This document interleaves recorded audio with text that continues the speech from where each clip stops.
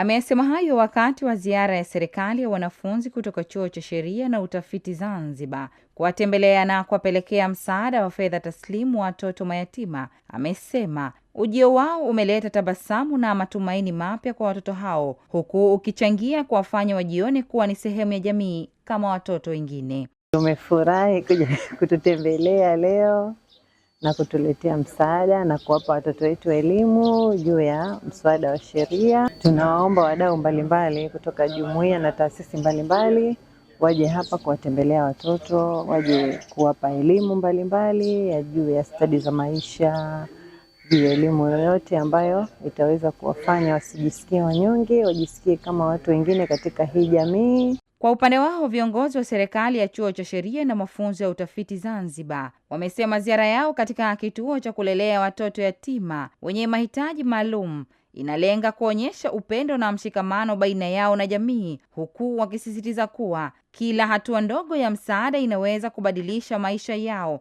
na kumfanya kila mmoja kujihisi kuwa sehemu muhimu ya jamii. Tumekuja kwa lengo la kuwapa mafunzo ya kisheria kwa sababu tumeona kuna upungufu mkubwa sana katika jamii yetu kuelewa nini maana sheria. Pia tumekuja hapa kwa lengo la kuja kuwafariji, kuja kuwapa ushauri nasaha. Lengo na madhumuni pia ni kuja kuwapa sadaka kwa ajili ya sikukuu.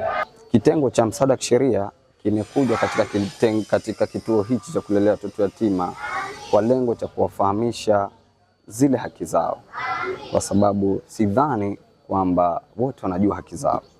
Kuna wengine watakuwa wanajua, lakini kuna wengine watakuwa hawajui.